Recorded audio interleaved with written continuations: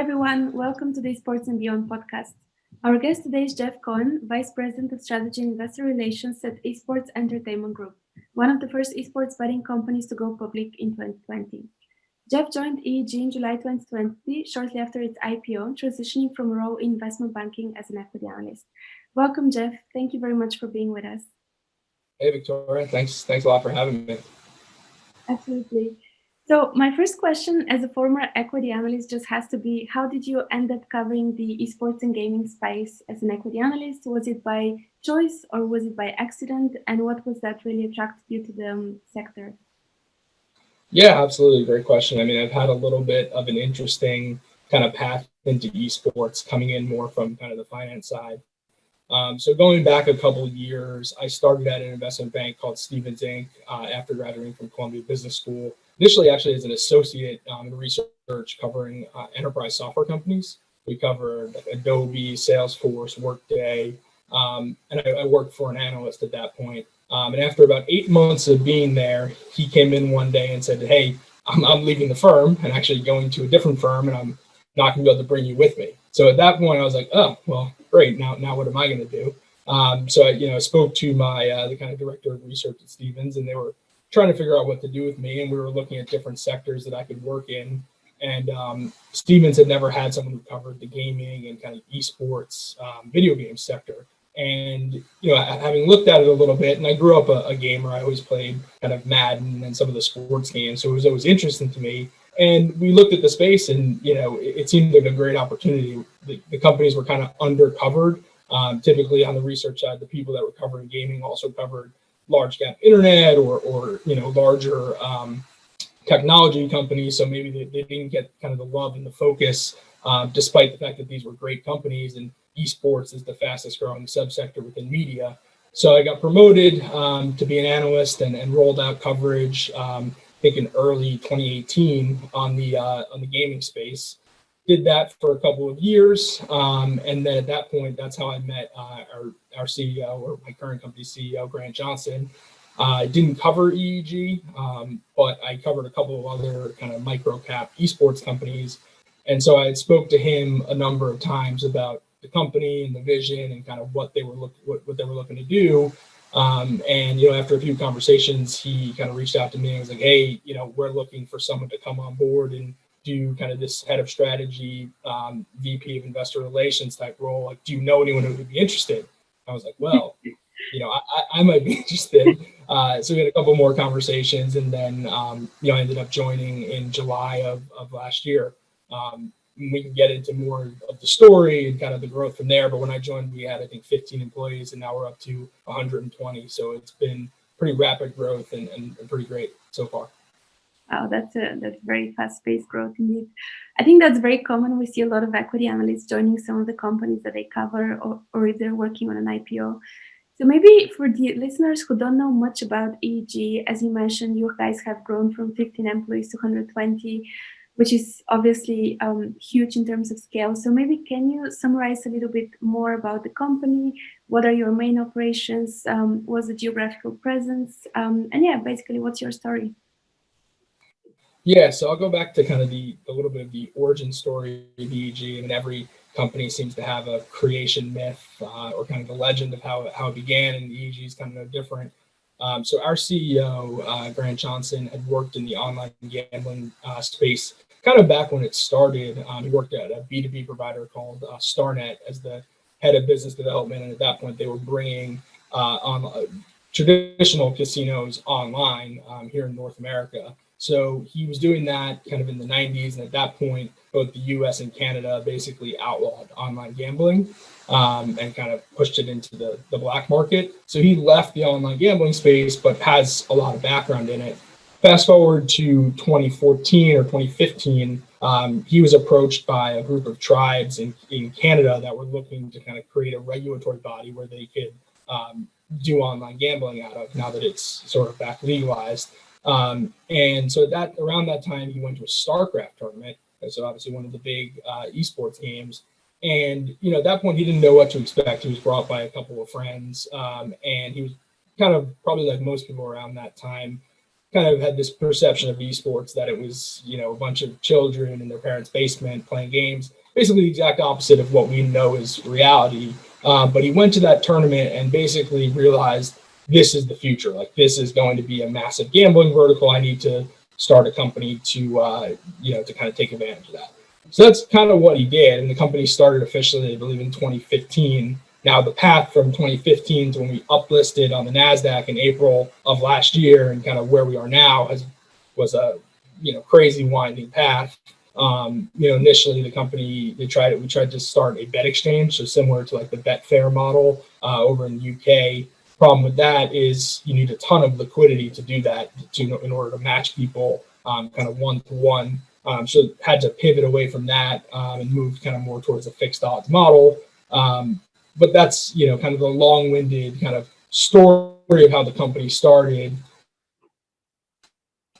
What we're doing now, we uplisted on the NASDAQ back in April of last year, raised a bunch of capital, have been super acquisitive on the M&A side. Really what we're trying to build is the most vertically integrated esports company that's out there. So we do a number of different things kind of across the sector, including esports wagering. So you can think of us kind of as like the DraftKings for esports. We do tournaments where we have a tournament platform that we're partnering with large professional sports teams that host tournaments as a fan engagement tool for their fans. So we've announced deals with the Patriots, the Baltimore Ravens, the Philadelphia Eagles, a number of other teams where they're exclusive esports tournament provider. We also own a chain, or in the process of finishing acquisition of a chain of physical esports arcades called Helix, which is a pretty exciting, interesting business. And then we're also in the process of launching a player versus player wagering product that we're calling LandDuel. That's really similar to Skills, if you're familiar with that business. Yeah. Sounds like you guys have been very busy for the past 5 years. I guess maybe a little bit of a inquiry on why did you decide to go public? I think EEG was one of the first, if not probably one of the only, esports betting companies that decided to go public. And of course, I think that is, pretty much coinciding with the trend that you mentioned, that esports is becoming very mainstream. It's no longer that perception that it's just kids, playing in the basement. So how did, becoming public actually help you as an organization, and why did you take that decision? Yeah. Well, I mean, I think DraftKings kind of paved the way a little bit and got, when PASPA in 2018, the law here in the United States that had been outlawing online gambling, when that was repealed by the Supreme Court, I think it was in May of 2018, that kind of kicked off a big, sort of land grab here in the U.S. and a lot of investor interest. And so when DraftKings, I think FanDuel got acquired, and then DraftKings announced they were going public, I think there was just a lot of investor interest. And on the online gambling side, and then esports had been clearly a massive theme that media investors and tech investors have been interested in for a while. So I think, there was clearly a lot of interest. And then specifically, why did we choose to go public? And this was before I started, but you go public for a couple of reasons. One, access to capital. So we've been able to do this pretty aggressive M&A strategy where since I joined in July of 2020, we've acquired 5 companies. So you probably wouldn't be able to do that without the ability to raise capital and use your stock as a currency. So I think that's important. And then the second benefit is the benefit of transparency. So being a public company and having the regulatory requirements that come with that make it easier to get gaming licenses, easier to earn player trust. We're asking players to give us deposit money with us, and then trust that if they win bets, we're going to pay them. It's easier to do that when they know there's we're SEC regulated, and they can Google online and figure out all of our information. That makes sense. I would love to hear more about your acquisition strategy. Actually, as you mentioned, it's been very. You guys have been very active in the sports space, which is always a positive sign because it shows that you are thinking long term and trying to vertically integrate. And we see a lot of partnerships and acquisitions happening in the space. So if you're about to summarize, what is your acquisition strategy and how do you assess whether a company is a good investment target for you? Yeah, so I think I'll break it down a little bit on the two sides of our business. So we have our iGaming and kind of traditional sports betting business where we own an online casino that's primarily in the Nordic region and a sports book that it had been only in the UK, but we just put it recently on our Malta license. So we're kind of now in a number of different countries, like in Latin America, Canada, a few other countries, versus kind of more of the strictly esports side, because I think the strategies on each side are a bit different. On the traditional betting side, we kind of look at several things. Kind of starts with, well, is the deal accretive? Like, do the numbers make sense? Obviously, if the answer there is no, then we don't really have to continue the conversation. If the answer is yes, then does the deal bring with it additional licenses to new jurisdictions or players that we can cross sell our other offerings into? So, like for example, our Lucky Dino acquisition brought with it 30,000 monthly players, and it's an online casino that we can cross sell our esports offerings into. We can cross sell our traditional sports betting offerings into. The Argyle acquisition, which happened, I think in July of last year, brought with it a UK and an Ireland license. So, that was a jurisdiction we didn't have a license in. Now we can put our VIGG, which is our esports betting platform, into that jurisdiction. So those are immediate synergies.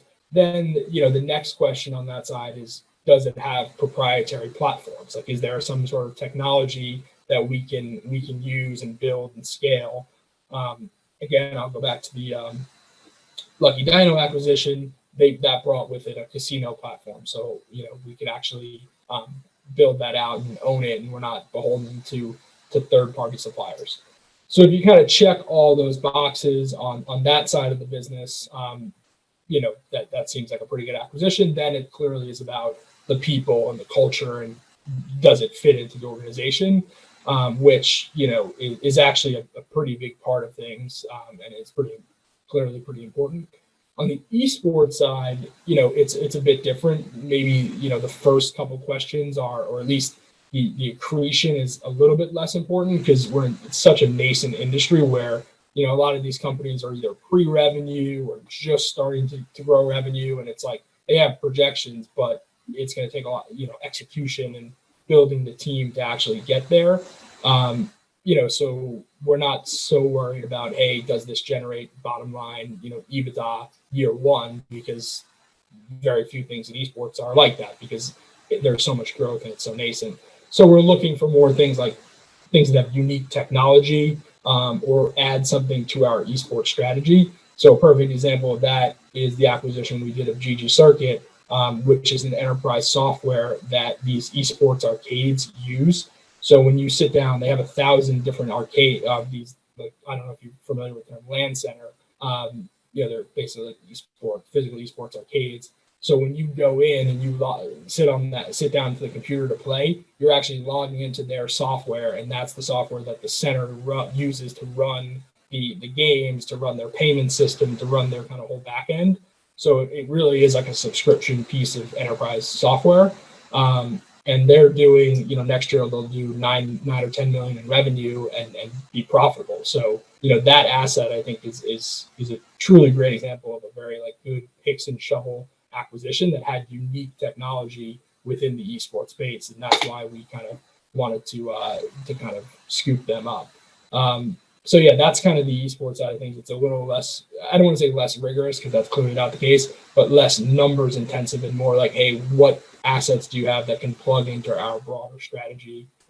And then again, the culture and the team's plan is clearly important, because a lot of times, we're still a small team at EEG. I mean, like I said, we've grown to 120 people, but in terms of the executive team, there's still, less than 10 people that are kind of in the kind of executive ranks. And so, we're bringing people on board. They're going to have to continue to build their business. So we're not buying companies where the founders are sailing off and into the sunset. Like, they're going to need to stay and build a business with us. Yeah, that makes sense. So the companies that you have recently acquired, do you fully integrate them within the EEG brand? and also in terms of the culture and the teams and the technology, is that fully integrated, or do they kind of continue to operate on a standalone basis? The the answer, it depends, and it depends on the acquisition. On the gambling side, we're definitely doing more of integrating kind of into. So we basically break the company into two pillars. So you have the gambling pillar, which includes that Argyle asset, the Lucky Dino asset, and then our ViGG, which is our esports betting. That's all run by one person. So when we do acquisitions within that, it's pretty seamless to kind of like integrate and kind of have them all reporting into one person. On the esports side, because some of the businesses are so different, they still have one person that they report into, but they are more running their individual businesses on their own to some extent. Mm. But there's always there's synergies and cross sell on the gambling side that is very clear. Like if you're a casino player, you're going to want to bet on sports and vice versa. On the esports side, the synergies aren't as immediately apparent, but when you look at what we're doing as a strategy, it becomes a little more clear. So, like Helix, the acquisition we bought that has the LAN centers, one of their biggest centers is at Patriot Place, where the New England Patriots play. And so now that we're signing these team deals with our tournament platform, one of the things we've been pitching to them is, hey, this is the model. Like we can put one of these into your stadium with your branding and attract your fans that way. So that's one example. There's a number of kind of other ones, like for example, this LandDuel product, which is the player versus player skill-based betting, so kind of like skills. That's a product that casinos are very interested in. So a lot of the casinos that we're talking to about partnering on the VI side, so the esports betting, are very interested in bringing that into their physical locations to kind of attract a new demographic. So there's a lot of kind of projects that work across multiple areas of the company. That's quite interesting that there is a synergy between casinos and the online betting. If you maybe take a step out of the EEG, brand and group, and think of like what would be a good investment opportunity within the sports and gaming sector. Obviously, betting is something that you guys are clearly, bet on. But in general, I think many of our listeners are esports and gaming investors or entrepreneurs. So for those people who are kind of interested and passionate about investing in the sector, what would be your advice in terms of interesting investment opportunities to look out for? Yeah, I mean, I'll start. I guess I'll start with the layup answer that you kind of eliminated for me. But I think esports gambling is going to be a huge trend. I mean, one of the problems I think in the esports space is that we have the eyeballs, right? That's very clear, but the monetization has kind of lagged behind traditional sports. I personally think esports betting is going to be a huge area of helping that kind of catch up opportunity and just increase engagement, which also will increase advertising and sponsorship. So I do think that is a big driver, but maybe we'll leave that off to the side because that's almost like too self-promotional. But I think, we're also just seeing a general increase in kind of people who want to compete to be at the top level of that pyramid. So if you think about kind of the pyramid of esports, you have like the top peak is the professionals, and then as you go down, you have more of the casual players. I think there are many more people that are trying to get to that top. So things like the player versus player bettings, like kind of what Skills is doing, just like democratizing competition within esports. I think kind of tools and assets that do and allow that. Even if it's like a payment platform for a tournament provider that's hosting tournaments where they're paying out to the winners. Like you need a payment provider, like a kind of like a vertical focused payment provider that does that and handles all that. Like there's a lot of assets within that aren't immediately evident that they touch the space, that do touch the space that are interesting. In addition to that, I guess one more theme I'll maybe hit on is just the crossover between, and I don't know exactly how you can invest in this, but just the crossover between traditional sports and esports. That's something we've obviously seen increase during COVID, and I don't think it's going away. There's a lot of crossover between the fan bases, and a lot of these sports realize that gaming can be a great engagement tool for their leagues and their teams. Yeah, absolutely. To be honest, we in Rocket Capital are also interested in investing, especially in technology which is targeting monetization. And fan engagement is definitely one area that is gaining a lot of traction at the moment. So I think you could engage fans from a betting point of view, but you could also engage fans simply by, giving them the option to vote throughout the game and like change the course of the game, or just like interact with each other and bet on like pretty much what's going to be the outcome of the game. So there are quite a few of Right. them. Yeah. It doesn't have to be real money betting. I mean, it could be fantasy. It could be, a bunch of, like you said, the fan controlled leagues. I mean, those are interesting. I haven't followed exactly closely how the football one is done, but it's a great concept, particularly with gaming, because it's so natural to people. You're used to controlling the game, and it's like, well, now you can control the real life players that are controlling the players. So I do think that's a creative one. Absolutely. So what is maybe to finish up the conversation with what is next for Esports Entertainment Group as an organization? You mentioned I think you guys just applied for a gaming license in New Jersey in the US. So what would that provide you in terms of creating your own wagering platform in the US? And what are the next steps maybe in US but also in general for the organization? Yeah, so the gaming license application in New Jersey, I think it went in maybe a month ago. So we're still kind of going through that process, hoping to have it launched kind of by the summer. We expect that's going to be huge for us. I mean, we currently have a Malta license and a UK license, like I mentioned. So we're already one of the only esports companies with what in the gambling world is considered tier one licenses. But right now, there's no esports vertical focused wagering platform that has a license in the US. So, to the best of our knowledge, we'll be the first one when that launches. So, I think that'll be a big milestone for the company, and obviously exciting to see the growth there and start engaging with esports fans in New Jersey. The U.S., as I'm sure you know, is state by state on a regulatory basis for gambling. So, we're already kind of looking at what the next states would be to launch, because we think this market is massive and we want to kind of be that first mover and get that advantage. So I think that's going to be big for the company. In terms of next steps as well for the organization, we're looking forward to closing our GG Circuit Helix acquisition. We haven't set an exact date, but hopefully in April.